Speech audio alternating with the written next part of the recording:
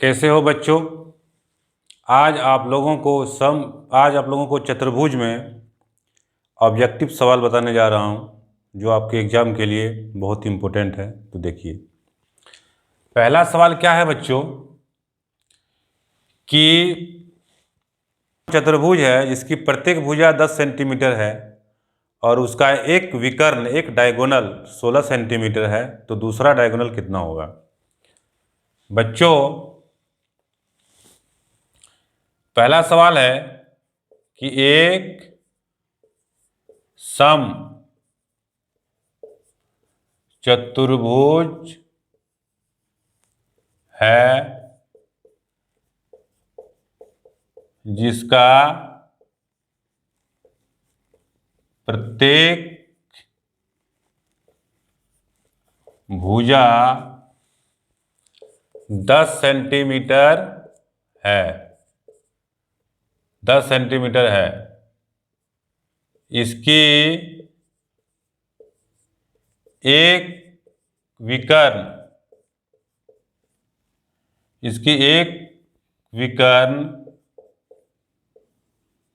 16 centimetre है, तो दूसरा विकर्ण की लंबाई ज्ञात करें। बच्चों, पहला सवाल है कि एक चतुर्भुज है जिसकी प्रत्येक भुजा 10 सेंटीमीटर है, इसकी एक विकर्ण की लंबाई 16 सेंटीमीटर है, तो दूसरी विकर्ण की लंबाई ज्ञात करें। ऑप्शन रहेगा बच्चों 12 सेंटीमीटर, सी नंबर में रहेगा 18 सेंटीमीटर, डी नंबर में रहेगा 20 सेंटीमीटर, बी नंबर में 18 सेंटीमीटर, सी नंबर में 20 सेंटीमीटर और डी नंबर में रहेगा मान लो नन ऑफ दीज, इनमें से कोई नहीं। क्या आंसर होगा बच्चों? ऑब्जेक्टिव सवाल है। तो देखो क्या है कि एक समचतुर्भुज है, एक समचतुर्भुज हम लोग बना लेते हैं। एक समचतुर्भुज है बच्चों, एक समचतुर्भुज है। समचतुर्भुज का प्रत्येक भुजा की लंबाई बराबर होता है। तो एक जो है ये समचतुर्भुज है, ये जो है समचतुर्भुज है, इसकी प्रत्येक भुजा की लंबाई कितना दिया है? 10 सेंटीमीटर। 10 सेंटीमीटर है बच्चों। ये भी 10 सेंटीमीटर, ये भी 10, ये भी 10। इसका नाम दे देते हैं ए बी सी डी, कोई दिक्कत नहीं है। इसका एक विकर्ण की लंबाई दिया हुआ है 16 सेंटीमीटर, 16 सेंटीमीटर दिया हुआ है, तो दूसरे विकर्ण की लंबाई ज्ञात करना है। क्या निकालना है? बीडी निकालना है, बीडी निकालना है बच्चों। कैसे निकलेगा?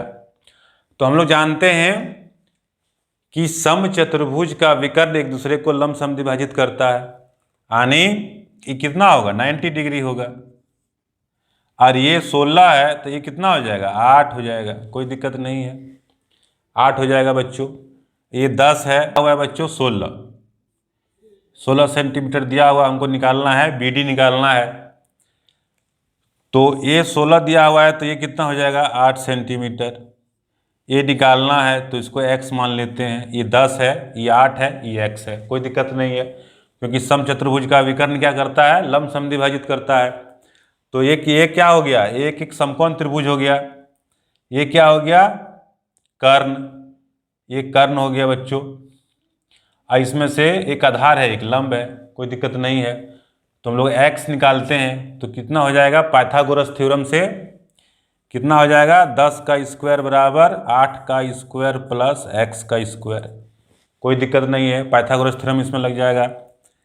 तो x स्क्वायर बराबर कितना हो जाएगा? 10 का स्क्वायर 100 माइनस 8 का स्क्वायर 64, तो कितना आएगा? 100 माइनस 64 कितना हो जाएगा? 36। तो x बराबर कितना हो जाएगा बच्चों? 36 का वर्गमूल बराबर 6। तो ये निकल गया 6 सेंटीमीटर निकल गया x। ये 6 सेंटीमीटर निकल गया, तो ये इसका दोगुना होगा क्योंकि ये समद्विभाजित करता है। तो BD की लंबाई कितना हो जाएगा बच्चों? 12। तो BD की लंबाई कितना निकल गया? 12 सेंटीमीटर। कोई दिक्कत नहीं है। तो कौन सा ऑप्शन होगा? ए नंबर ऑप्शन हो गया। समचतुर्भुज के दूसरे विकर्ण की लंबाई 12 सेंटीमीटर। कितना आसान है, समझ में आया होगा। अब नेक्स्ट देखते हैं। ये सवाल है बच्चों, दूसरा सवाल है, क्या है कि यदि एक चतुर्भुज ABCD कोण ये 90 डिग्री है और AB बराबर BC बराबर CD बराबर DA, तो क्या होगा? आयत होगा, समांतर चतुर्भुज होगा, वर्ग होगा, इनमें से कोई नहीं, क्या होगा? तो बच्चों हम लोग देखते हैं कि यह एक चतुर्भुज है, बनाते हैं ABCD। चारों भुजा इसका बराबर दिया हुआ है, ABCD दिया है कि AB BC CD और AD, यानी चारों भुजा बराबर दिया है बच्चों। देखिए चारों भुजा बराबर दिया है। कौन? ये 90 डिग्री दिया है, ये 90 डिग्री दिया हुआ है, ये 90 डिग्री दिया हुआ है। बोल रहा है ये कैसा चतुर्भुज होगा? आयत होगा, समांतर चतुर्भुज होगा, वर्ग होगा, या इनमें से कोई नहीं, क्या होगा? तो देखिए बहुत ही आसान है इसको समझना। देखिए इसके चारों भुजा जो है बच्चों बराबर दिया हुआ है। चारों भुजा जो है इसका बराबर दिया हुआ है।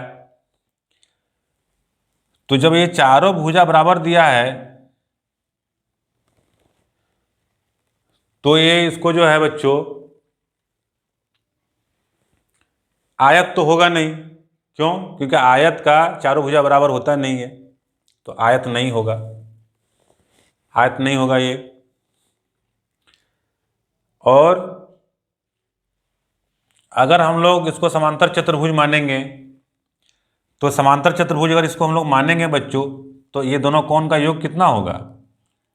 180 डिग्री होता है संगत कोणों का योग। तो ये 90 है तो ये भी 90 हो जाएगा, और ये 90 है तो ये भी 90 हो जाएगा, और ये 90 है तो ये भी 90 हो जाएगा।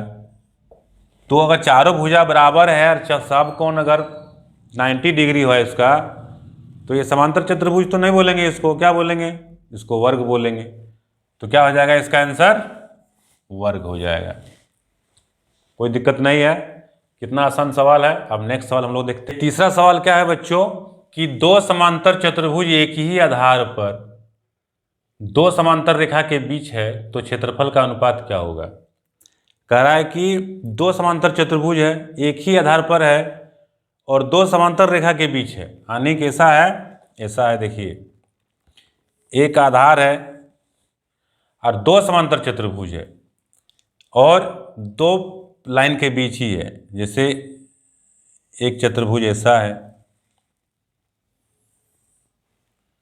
एक चतुर्भुज ऐसा है बच्चों, दूसरा चतुर्भुज कैसे है? ऐसा है।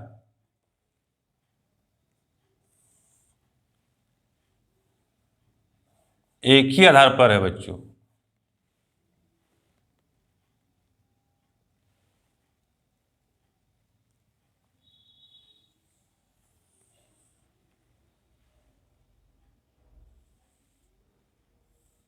ऐसा है।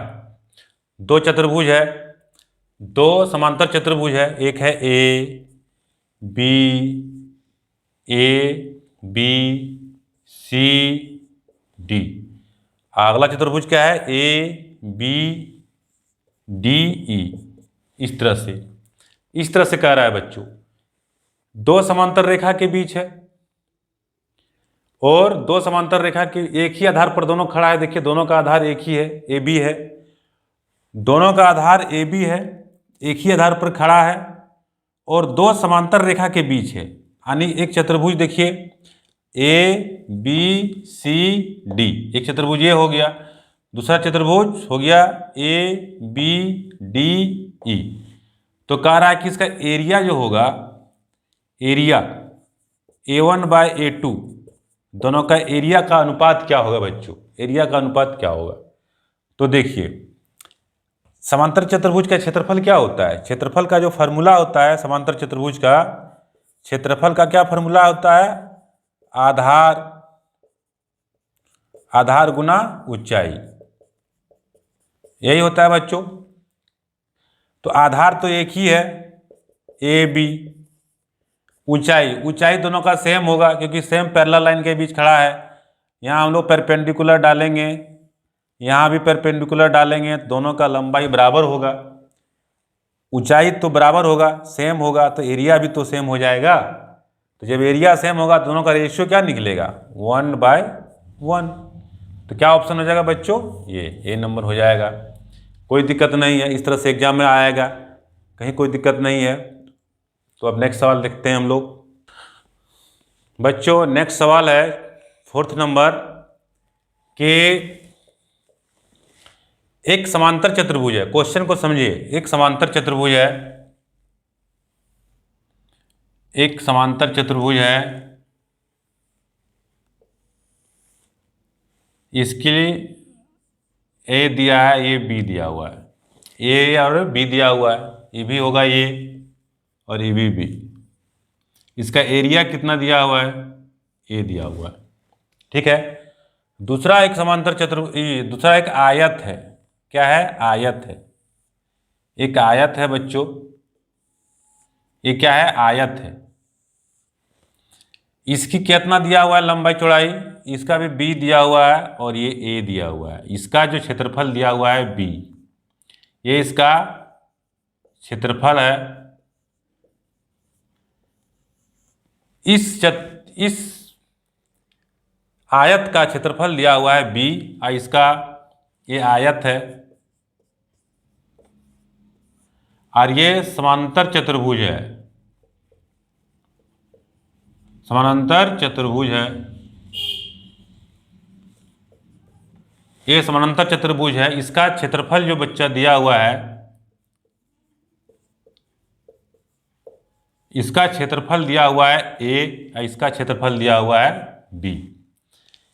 इसकी जितना लंबाई भुजा का है ए, इसका भी ये है, ये बी है, इसका भी बी है। अब ऑप्शन क्या है देखिए, ये क्वेश्चन हो गया।